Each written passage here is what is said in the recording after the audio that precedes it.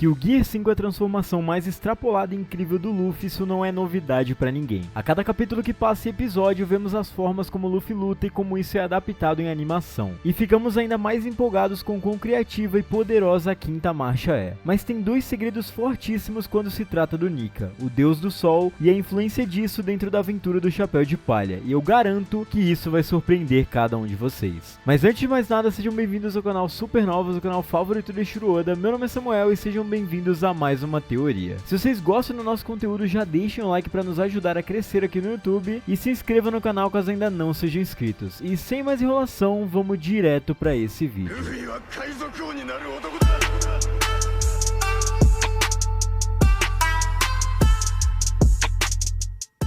Bom, pra muitos é um choque tanto ver como a transformação do Luffy acontece. Pra quem é leitor do mangá já é muito familiarizado com a forma maluca do Luffy e como foi épico a introdução desse conceito dentro da história. Uma transformação mítica Zoan que acontece conforme o coração do usuário bate em um ritmo específico, o som dos tambores de libertação. Só que por mais que pareça algo simples e que apareceu pra nós hoje, não é bem assim que a banda toca. Estabeleça comigo 3 nomes na sua cabeça: Joy Boy, Jaya e tambores. Certo? Tudo isso inclusive vai findar na origem das Akumas no Mi, dita por Vegapunk no episódio 1100. Então vamos lá. Primeiramente, Joy Boy, que consequentemente é o Nika. A sua primeira menção acontece no arco da Ilha dos Tritões, arco que já era programado para ser publicado desde o pós-Water 7. Mas graças ao Ace, alguns desvios no caminho aconteceram. Enfim, é uma menção já muito antiga e por muitos e muitos anos esperávamos por mais revelações sobre essa figura. No fim, Rayleigh e Roger afirmam que foi este homem e seu povo que deixaram o tesouro One Piece para trás e também criaram as armas ancestrais. Logo, a gente pode assumir que Joy Boy é a principal cabeça por trás de tudo. Mas ok, o capítulo em que Joy Boy é mencionado é publicado no ano de 2011, é o capítulo 628.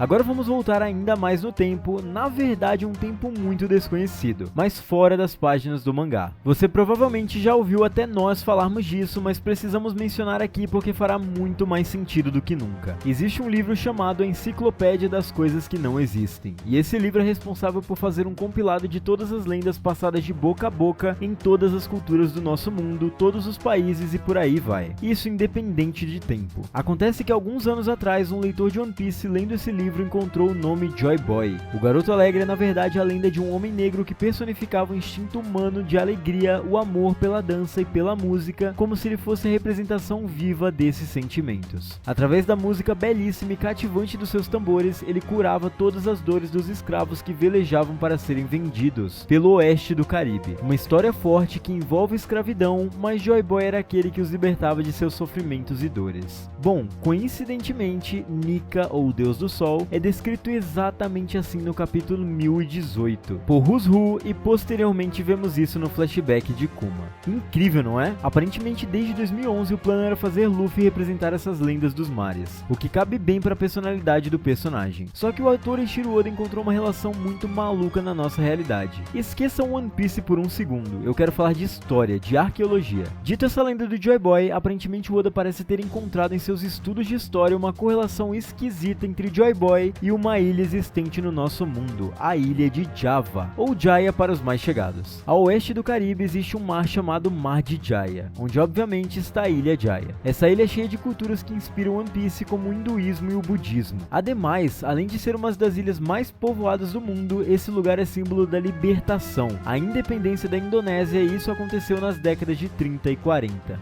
Bem, já temos uma correlação aqui. Jaya, uma ilha berço da libertação, a oeste do Caribe, e nós temos 2 nomes relacionados, Joy Boy e a ilha de Jaya. Mas como eu disse, eu não estou falando de One Piece. Preste bem atenção, porque aparentemente o Oda achou essa relação muito curiosa na nossa história. Jaya tem esse nome por causa do seu passado. Estamos no ano de 2024, concorda? Vamos voltar 889 anos no tempo, isso mesmo, entre 800 e 900 anos da história do nosso mundo. Nesse tempo existiu um reino chamado Kejiri, que foi governado por um homem que tinha um apelido e era chamado Ratu Adil. Esse tal rei era conhecido como profeta, afinal por muitas vezes ele previu guerras e eventos de seu reino. O mais temível, ele previu a invasão do homem branco na Indonésia. Isso quer dizer a invasão dos japoneses que aconteceu durante o período da Segunda Guerra Mundial. Sim, Assim, ele previu a invasão das décadas de 30 e 40 que culminaram na libertação e independência da Indonésia. Era dito por ele que quando carruagens correrem sem cavalos, prevendo os carros, e os navios voarem pelos céus, os aviões, coincidindo com os anos 30 e 40, Ratu Adil, que significa rei, retornará e trará uma nova era de ouro para os homens. Ok, muito interessante, certo? História pura, mas o que raios isso tem a ver? Simples, Jaya não tem esse nome à toa. O nome desse rei famoso era Jayabaya.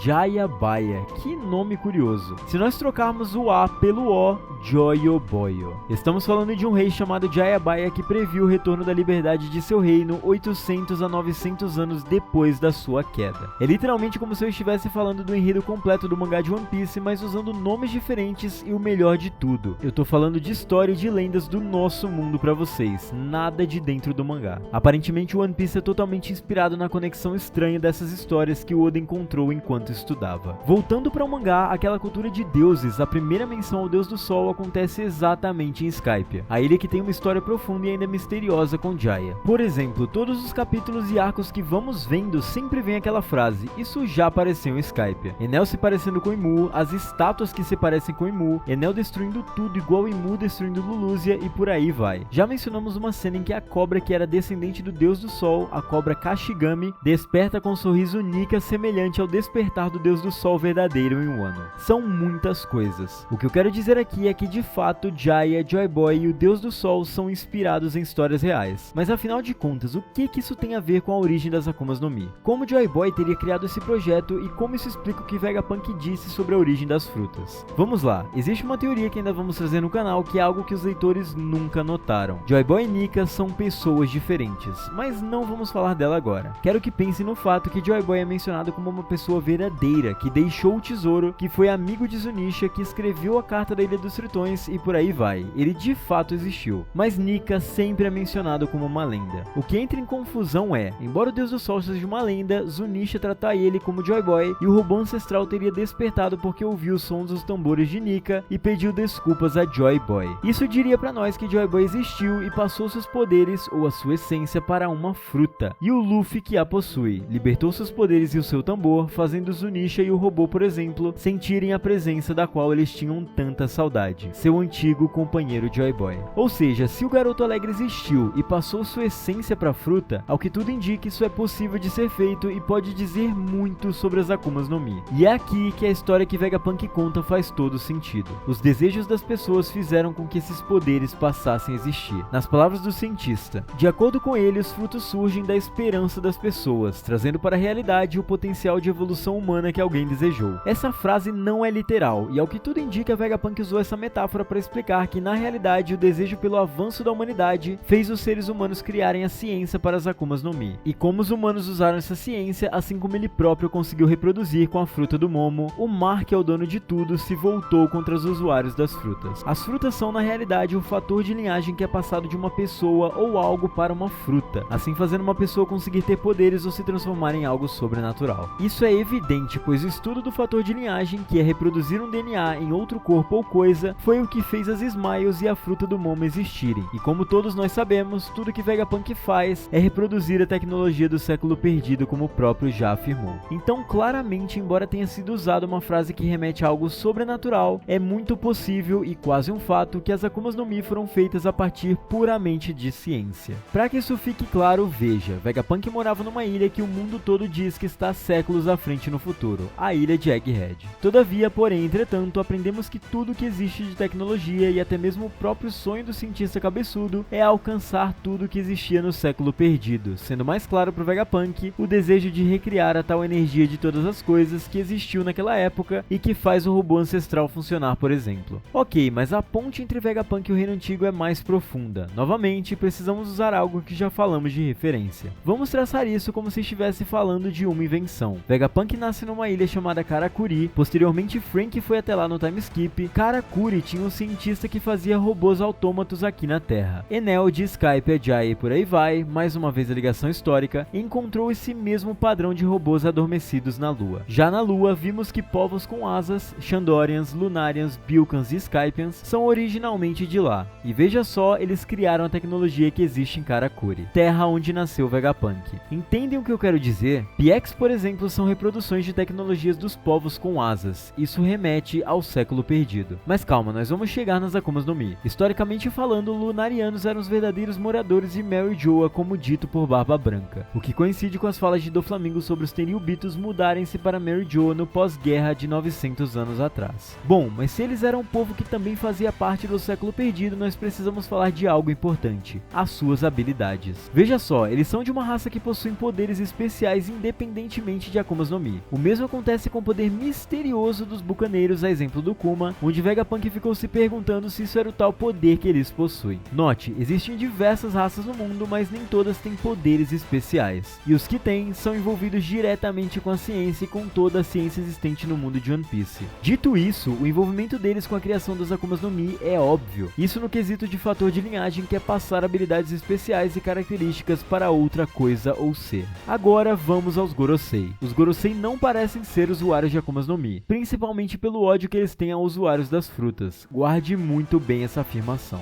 O que estou levantando aqui para vocês, e acreditamos fortemente nisso, as Akumas no Mi são o desejo do povo do Reino Antigo de compartilhar suas habilidades e sonhos de ter poderes como Deus do Sol ou outros seres do passado para as pessoas e raças do mundo. Imagine uma criança que tem o sonho de controlar o fogo, ou voar, ou parecer um gigante, e eu sei que todos nós já sonhamos com isso em algum momento. Dito isso, com a descoberta do fator de linhagem usando DNA alterado ou até mesmo DNA de outras pessoas com habilidade, como os Lunarianos que controlavam fogo, eles criaram as frutas das mais variadas coisas. É por isso que as Akumas no Mi, de acordo com Vegapunk, são os desejos e sonhos das pessoas. Esses desejos motivaram a ciência a realizá-los. Agora veja bem, assim como as pessoas que faziam parte do Reino Antigo, existem seres que não faziam parte dele, mas parecem ser de uma raça estranha, os Gorosei e Mu. Os 20 reinos barraram a ciência e aniquilaram o Reino Antigo, certo? Eles não queriam um reino que compartilhasse sua ciência e até mesmo as habilidades parecidas que eles possuíam, pois eles queriam estar acima de todos. Querendo ou não, estamos falando de um governo ditatorial. Dito isso, as frutas dos sonhos deixaram de ser frutas dos sonhos para se tornarem frutas do diabo. Os anjos que eram responsáveis por essa ciência foram chamados demônios, e os yokai, os próprios Gorosei, se tornaram deuses. Quem vence decide o que é a justiça, de acordo com Doflamingo, concordam? Imu tem toda a relação do mundo com o mar, com o yokai Umibozu, tanto em silhueta quanto no seu nome. Umibozu controla o mar e assombra os navegadores, e o nome de Imu é bem sugestivo para Umi, correto? Se os Gorosei eram seres super poderosos assim como Nika foi no passado, faria sentido que esses demônios originais fossem na verdade o demônio do mar, que é Imu, e por isso os usuários das Akumas no Mi são odiados pelos Tenryubitos, Gorosei e Mu, e sua consequência é a partir do momento em que encostam no mar uma pedra com força do mar, eles perdem os poderes. Isso com certeza explodiu um pouco a cabeça de vocês, certo? Faz tanto sentido que chega a ser bizarro se não for isso. A construção do roteiro do Oda é inteligentíssima. A ideia de libertação de Joy Boy era tamanha que ele queria que todas as pessoas compartilhassem até mesmo de seus poderes, e poderes especiais, e isso traria avanço para o mundo, assim como toda a ciência que eles criaram e que hoje é roubada e usada para o mal. As armas ancestrais, por exemplo, só são chamadas armas porque foram criadas para se opor ao governo. Esse sonho foi tamanho que com sua queda ele decidiu passar ele próprio para uma fruta, não como personalidade, mas como poder de transformação, para que alguém no futuro herdasse essa vontade e libertasse o mundo, sendo assim, continuando esse sonho do passado. Não é à toa que lá na lua ele aparece de chapéu de palha, ao lado de um grande sol partindo para a terra. Essa é a verdadeira origem das Akumas no Mi e da lenda do Joy Boy, tudo conectado com as histórias do passado do nosso próprio mundo, com Jaya e Skypiea que nos leva até a lua, onde lá vimos que o nosso Joy Boy do mangá sonhou com uma era de ouro. E galera, é com isso que nós encerramos esse vídeo, espero que vocês tenham gostado. Esse vídeo foi escrito por Léo como uma sinopse para outro vídeo que virá sobre a verdadeira história do Deus do Sol e Joy Boy, uma amizade que criou um enredo do mangá de One Piece, um vídeo bem grande que vai vir por aí. Aguardem, sem data de lançamento, mas quando lançar a gente vai avisar para vocês antes. Se vocês gostaram desse vídeo, não esqueçam de deixar o like e comentar aí embaixo o que vocês acharam dessa teoria e se inscrever caso ainda não sejam inscritos. E chequem o Instagram do canal que tá sempre na descrição para vocês mandarem suas perguntas e interagirem com a gente por lá. É isso, galera. Valeu!